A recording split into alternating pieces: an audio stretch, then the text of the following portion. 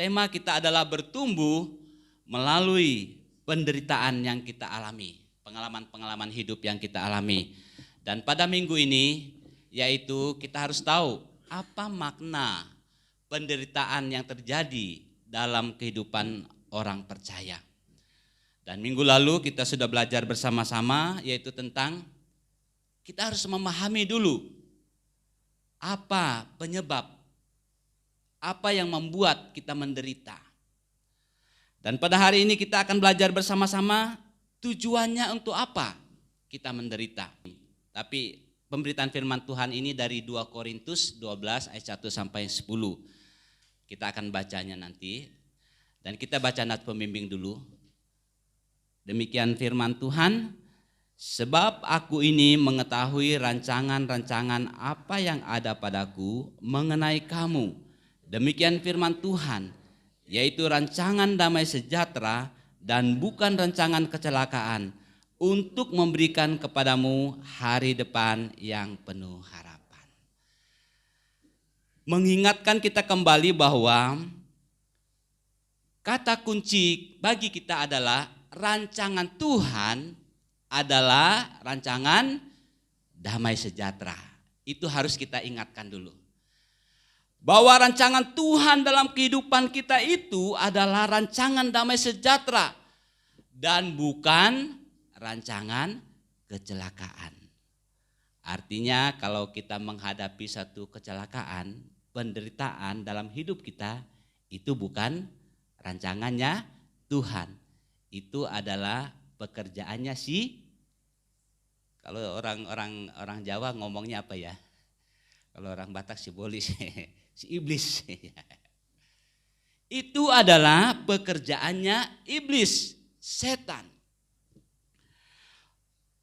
Siapakah di antara manusia yang ada di bawah kolong langit ini saat menghadapi penderitaan dia tersenyum dan bersukacita?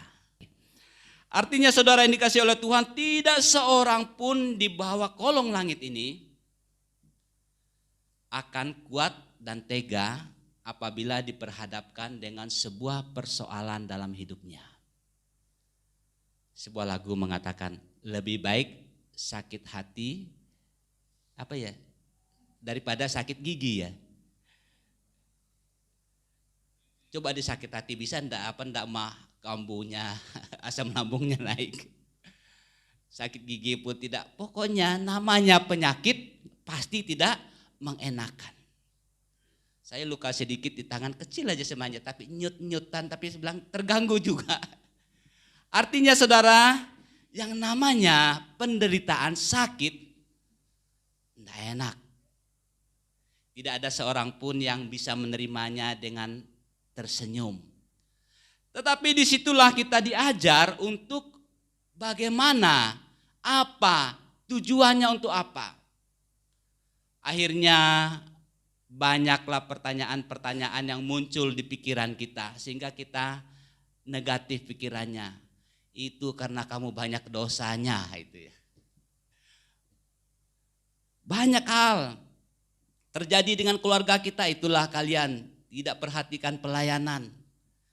Tapi kita sebenarnya sudah melayani Tuhan dengan sungguh-sungguh, sudah memberi kepada Tuhan dengan sungguh-sungguh, tapi ada persoalan.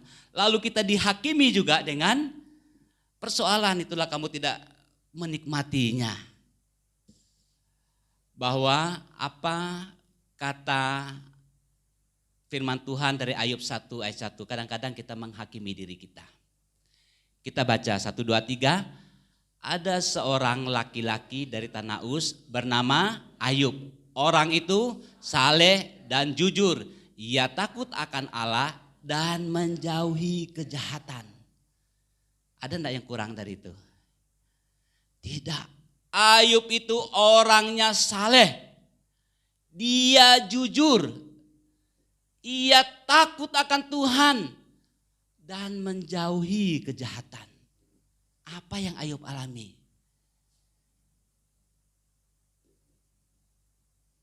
Anaknya dipanggil Tuhan, harta kekayaannya habis seketika, orang-orang terdekat ke dia pun menghakimi dia, dan istrinya pun tidak mendukung. Apa karena Ayub berdosa? Dia orang yang saleh. Dia adalah orang yang jujur, takut akan Tuhan, menjauhi kejahatan. Tetapi dia mengalaminya. Terkadang kita mengalami hal demikian, kita juga dihakimi. Biarlah Tuhan sebagai hakim yang baik bagi kita.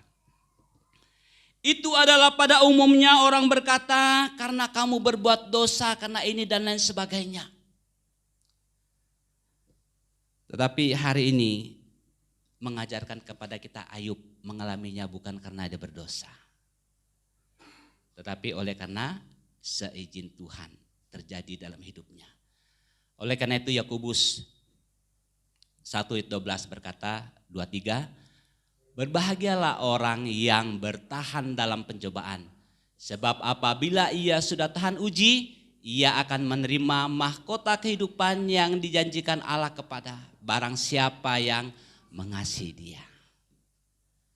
Dua kalimat yang saya garis bawahi, bertahan dalam pencobaan.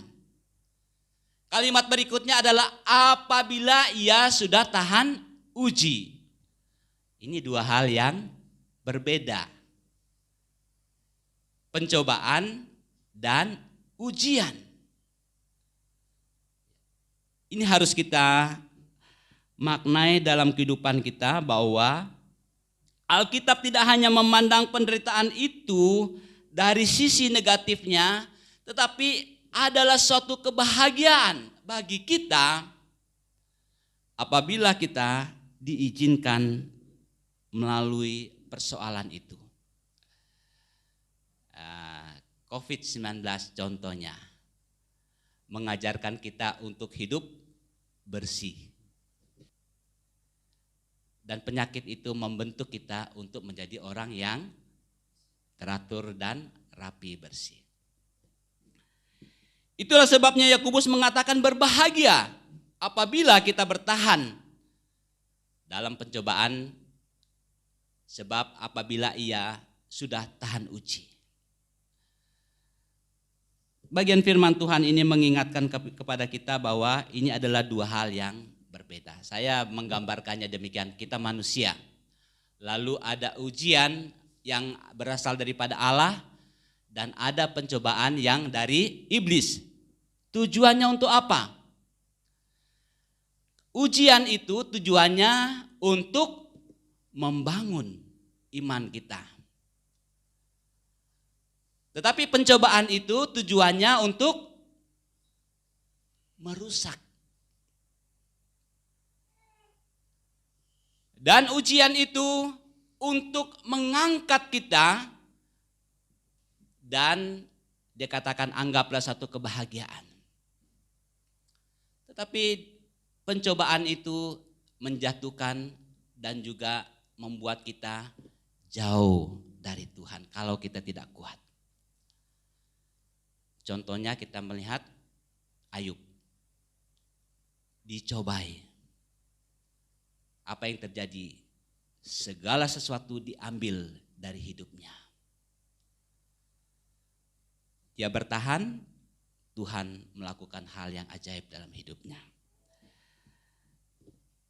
Jemaat yang dikasihi oleh Tuhan, ini yang harus kita memahami dalam hidup kita, bahwa Tuhan ingin supaya kita mengerti apa makna daripada semua yang terjadi dalam kehidupan kita. Sehingga dalam ayat pembacaan kita pada hari ini, Rasul Paulus menjelaskan secara lebih jauh tentang apa makna penderitaan itu dalam hidupnya. Yang dia katakan ada duri dalam dagingnya. Kalau kita membaca dari 2 Korintus pasal yang ke-12 ayat 1 sampai dengan ayat yang ke-10. Apa makna penderitaan ataupun duri dalam daging menurut ayat yang ke-7? Lanjut. Kita baca bagian firman Tuhan, yaitu dari ayat yang ke-7 dari 2 Korintus pasal yang ke-12. 2-3. Dan supaya aku jangan meninggikan diri, Karena penyertaan-penyertaan yang luar biasa itu, maka aku diberi satu duri dalam dagingku, yaitu seorang utusan iblis untuk mengocok aku, supaya aku jangan meninggikan diri. Makna dan tujuan penderitaan itu diizinkan terjadi dalam kehidupan kita adalah untuk mencegah supaya kita tidak sombong. Rasul Paulus menyadari bahwa sifat kesombongan itu adalah satu sifat yang sangat merusak kehidupannya. Bu Pendeta sudah menjelaskan apa sifat-sifat orang yang sombong. Bukan hanya tinggi hati, tapi ada beberapa hal yang sudah dijelaskan beberapa minggu yang lalu. Kesombonganlah yang membuat Lucifer jatuh dari kedudukannya. Sesuai dengan kesaksian Rasul Paulus, sebenarnya ada alasan baginya untuk bermegah dalam hidupnya. Karena sebagai hamba Tuhan penginjil, tidak semua orang mengalami apa yang ia alami. Apa yang Rasul Paulus alami? Dikatakan demikian, aku tahu tentang seorang Kristen, 14 tahun yang lampau, entah di dalam tubuh aku tidak tahu, entah di luar tubuh aku tidak tahu, Allah yang mengetahuinya. Orang itu tiba-tiba diangkat ke tingkat yang ketiga dari surga. Saya garis bawahi bahwa orang itu tiba-tiba diangkat ke tingkat yang ketiga di surga. Bahkan dalam ayat keempat mengatakan tiba-tiba diangkat ke Firdaus dan ia mendengar kata-kata yang tak terkatakan, yang tidak boleh diucapkan manusia. Artinya ada alasan Rasul Paulus untuk membanggakan dirinya. Supaya Rasul Paulus tidak membanggakan diri terhadap apa yang diizinkan, dikaruniakan Tuhan dalam hidupnya.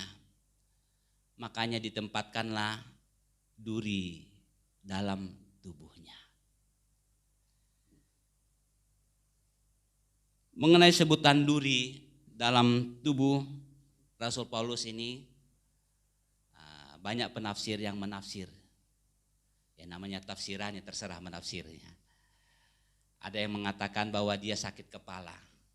Ada yang mengatakan dia penglihatannya kabur. Dan juga ada yang mengatakan bahwa mukanya rusak. Berapa penafsiran mengatakan demikian. Tetapi intinya semuanya benar. Tapi intinya adalah bahwa ada sesuatu hal yang mengganggu kesehatannya. Sehingga dia selalu bergantung dan bergantung kepada Tuhan. Waktu saya renungkan firman Tuhan ini, tidak sedikit hamba-hamba Tuhan, penginjil-penginjil bisa terpesona dengan apa yang Tuhan sudah berikan. Menyembuh, menjamah orang langsung sembuh. Akhirnya dikultuskan. Ada kesembuhan di sini, semua orang datang. Tapi waktu didoakan tidak sembuh, dikatakan ini dosamu. Akhirnya kita juga yang jadi persoalan. Tapi kita tahu bahwa kuasa Tuhan terlebih besar, tak pernah terlambat pertolongan Tuhan itu dalam hidup kita. Tetapi ada sukacita yang kita alami dalam hidup kita apabila kita terus bersandar kepada Tuhan. Jawaban Allah atas doa Paulus dalam ayat ke-9 itu mengatakan, Tuhan mengatakan, cukuplah kasih karuniaku, kepadamu. Mengingatkan kepada kita bahwa Paulus diizinkan untuk membentuk watak karakter hati Paulus. Dia diizinkan ada duri dalam dagingnya. Saudara, melalui penderitaan penyakit, Allah dapat membentuk karakter seseorang. Waktu mempersiapkan ini juga saya bilang, saya juga ngeri-ngeri sedap ini. Mungkin saya tidak sadar, saya sombong nanti, jangan-jangan sampai Tuhan beri duri dalam dagingku untuk membentuk aku. Coba kita koreksi diri kita, sehingga Tuhan mengizinkan sesuatu kerikil terjadi dalam hidup kita, untuk supaya kita bersandar kepada Tuhan. Tuhan, saya lemah, saya ada oleh karena kemurahan Tuhan. Saya bisa melakukan sesuatu itu adalah oleh karena Tuhan. Tuhan izinkan duri dalam daging itu untuk membentuk karakter kita. Oleh karena itu, jangan sampai ada duri dalam daging kita baru kita berubah. Tapi berubahlah terlebih dahulu sebelum segala sesuatu itu terjadi dalam kehidupan kita. Ada apa? Adakah duri dalam tubuh saudara? Mungkin kita sudah lama berdoa supaya dibebaskan dari setiap peristiwa-peristiwa yang kita alami. Sepertinya belum ada tanda-tandanya. Boleh jadi karena kita memang memerlukan suatu proses pembentukan karakter kita di hadapan Tuhan. Mungkin supaya melaluinya kita dipersiapkan untuk menjadi satu alat berkat dalam tangan Tuhan. Oleh karena itu, serahkan hidup kita kepada Tuhan untuk dibentuk oleh Tuhan. Dan yang kedua, makna penderitaan ataupun duri atau penyakit dalam kehidupan kita, pada ayat yang ke-8 sampai ayat yang ke-9 kita bisa bacanya, tapi saya garis bawahi, kuasaku menjadi sempurna di dalam kehidupan kita. Tujuan makna penderitaan itu diizinkan dalam kehidupan kita supaya kita melihat kuasa Tuhan itu sempurna di dalam hidup kita. Tidak sedikit orang pada waktu mengalami suatu peristiwa dalam hidupnya, penyakit dalam hidupnya, yang dia cari dulu adalah ini obat, ini itu dan sebagainya. Kita orang Indonesia ini pinter gitu ya. Kalau sakit ini obatnya ini. Sepertinya dokternya tidak ada gunanya. Tapi setelah minum obat tidak sembuh-sembuh, datang ke dokter bilang, waduh kamu ini minum obat sembarang ini gitu ya. Akhirnya jadi bukan lagi sembuh tapi jadi penyakit. Saya teringat ada seorang anak Tuhan, dia naik kendaraan, dia tersenggol, kakinya luka. Pada waktu kakinya luka, seharusnya 2-3 hari itu akan kering. Tapi dia 1 minggu itu tidak kering-kering. Akhirnya banyak orang yang mengatakan kepada dia, oh bapak ini mungkin gula ini. Akhirnya dia katakan kalau penyakit gula susah sembuhnya. Akhirnya bapak itu dengan petunjuk rekan-rekannya, karena ada rekan yang baik, ada rekan yang juga menjerumus itu. Dia beli obat gula. Dia minum, setelah 1 minggu dia minum, dia berdiri, dia ke kamar mandi dia jatuh hampir terlewat. Akhirnya dibawa ke dokter. Dokter katakan, waduh gulanya terlalu turun, kenapa ini? Lalu dikatakan saya minum obat gula. Loh siapa yang suruh kamu minum obat gula? Gula kamu terlalu rendah ini. Ya karena nasihat. Oleh karena itu itulah kita ya. Sebaiknya serahkan kepada ahlinya. Kita punya persoalan, kita punya masalah, datanglah kepada yang tepat, datang kepada Tuhan. Supaya pengobatannya memang tepat pada tempatnya. Nanti kalau kepalanya gatal, garuk belakangnya kan enggak kena. Tapi saudara yang dikasihi oleh Tuhan, menarik bagi kita bahwa Tuhan Allah kita, mujizatnya tadi dikatakan pertolongannya tidak pernah terlambat dalam hidup kita. Tetapi Tuhan ingin mengerjakan pekerjaan yang besar dalam kehidupan kita. Yang Tuhan inginkan adalah apakah kita memang benar-benar sadar dan menyerahkan diri kepada Tuhan dan mengakuinya di hadapan Tuhan. Terima kasih Tuhan, Tuhan tempatkan duri dalam tubuhku supaya aku ingat-ingat akan Tuhan. Itulah yang dialami oleh Rasul Paulus. Tuhan izinkan dia untuk mengalami itu supaya kuasa Tuhan semakin nyata dalam hidupnya. Dia dapat melihat Tuhan berkarya, Tuhan melakukan mujizat itu dalam kehidupannya. Apakah kita merindukan kesempurnaan penyertaan Tuhan dalam kehidupan kita, dalam hidup kita, dalam rumah tangga kita, dalam pelayanan kita? Untuk itu berdoalah kepada Tuhan. Dan pasti kuasa Tuhan, mujizat Tuhan nyata di balik peristiwa yang kita alami. Buku Kemenangan Iman banyak ditulis oleh Fanny Crosby. Dia mengalami satu penyakit dan salah penanganan, matanya jadi buta. Dan dikatakan buta permanen. Tetapi tulisan-tulisannya sangat memberkati kita. Satu pujian yang katakan, ku berbahagia yakin teguh. Apakah bahagia karena dia buta? Tidak. Penyertaan Tuhan selalu nyata dalam kehidupannya. Dia katakan, mampirlah dengar doaku.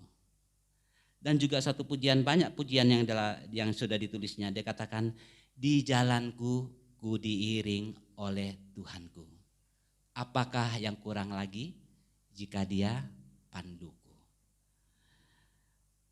Dan banyak lagi tulisan-tulisan Fanny Crosby melalui pengalaman-pengalaman hidupnya bersama dengan Tuhan. Artinya melalui duri yang Tuhan izinkan terjadi dalam kehidupan kita, Tuhan ingin supaya kita menjadi berkat bagi orang-orang lain. Kalau orang mengalami hal yang sama dengan kita, saya juga mengalami hal yang sama. Kami kemarin pergi berkunjung, ada jemaat yang pernah kami layani dulu di daerah Bogor. Pak, datang ke sini Pak, katanya. Kami rindu Bapak datang. Saya hitung perjalanan. Terus ada teman dari Bu Sondang juga, keluarganya baru dipanggil Tuhan, anaknya minta kami penghiburan juga. Aduh, ini dari Bogor ke Jakarta sana. Oh, tidak apa-apa. Waktu kami jalan melihat anak Tuhan yang sedang berbaring, sedang duduk karena kakinya terganggu, ada penyempitan, tidak bisa jalan. Salut melihat orangnya. Tapi waktu kami datang malah kami yang dihibur, bilang, oh, siapa yang sakit ini? Setelah itu kami berdoa dan kami lanjut perjalanan ke daerah Kelapa Gading. Sampai di sana pun ketemu dengan keluarga yang anaknya baru dipanggil Tuhan. Sampai kami di sana malah kami tertawa, ada sukacita di sana. Saya bilang, loh firman Tuhan, apa yang saya mau sampaikan ini? Kami sudah dikuatkan melalui kesaksian pengalaman hidup mereka. Artinya saudara yang dikasih oleh Tuhan, melalui peristiwa yang kita alami, Tuhan melakukan perkara luar biasa. Dan kuasa Tuhan semakin nyata dalam kehidupan kita. Dan yang terakhir, menguatkan iman kita di dalam Tuhan. Sebab jika aku lemah maka aku kuat.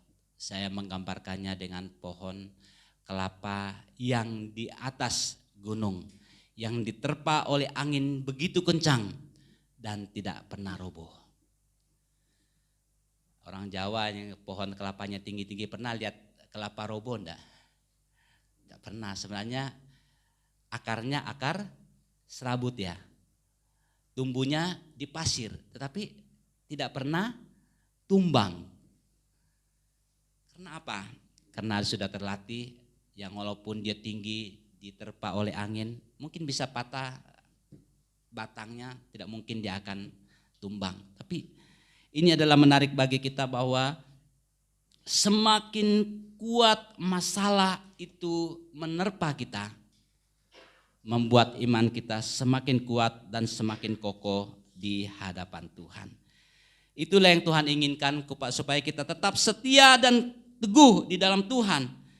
Nah, akhirnya kalau kita melihat dari pengalaman Ayub, yaitu dari Ayub 42 ayat yang kelima.